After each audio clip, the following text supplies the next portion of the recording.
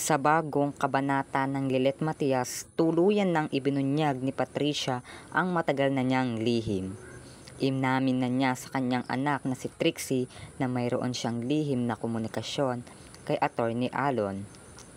Habang binibigkas ni Patricia ang kanyang pag-amin, ramdam ang bigat ng emosyon sa kanyang tinig. Sinabi niya na ang kanilang pag-uusap ay may kaugnayan kay Lilet. Isang revelasyong lalo pang magpapalalim sa kuryosidad ni Trixie. Napagtanto ni Trixie na tama ang kanyang hinala na matagal na ngang may kaugnayan sina Patricia at Attorney Alon. Ang revelasyong ito ay nagdulot ng gulat kay Trixie, ngunit mas nangibabaw ang kanyang pagkabahala sa maaring epekto nito kay Lilet. Habang nagaganap ang pag-amin ni Patricia, abala naman sina Ira at Attorney Alon sa paghahanda sa kanilang kasal. Sa mata ng lahat, mukhang perpekto ang kanilang relasyon, ngunit sa likod ng matamis na ngiti at planong kasalan, may nakatagong masamang balak.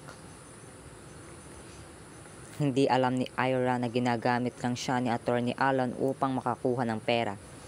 Sa isang tagpo, nakipagkita si Attorney Alon sa isang misteryosong babae at sinabing tuloy na tuloy ang kanilang plano.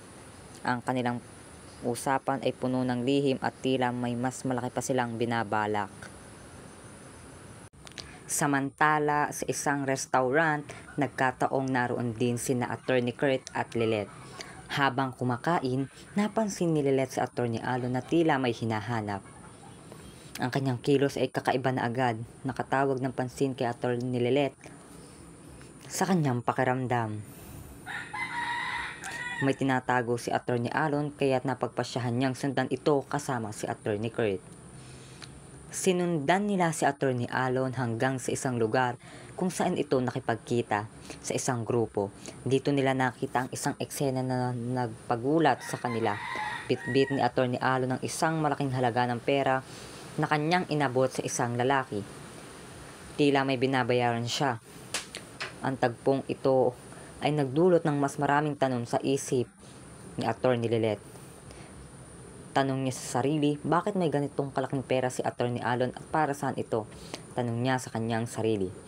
Habang nagtatapos ang tagpo, ramdam na ramdam ang tensyon sa hangin. Ang bawat galaw ni Attorney Alon ay lalong nagdulot ng duda sa kanyang pagkatao. Ano nga ba ang tunay niyang motibo? Matutuklasan kaya ni Attorney Lilet at Attorney Kurt ang buong katotohanan bago mahulog si Ira sa bitag?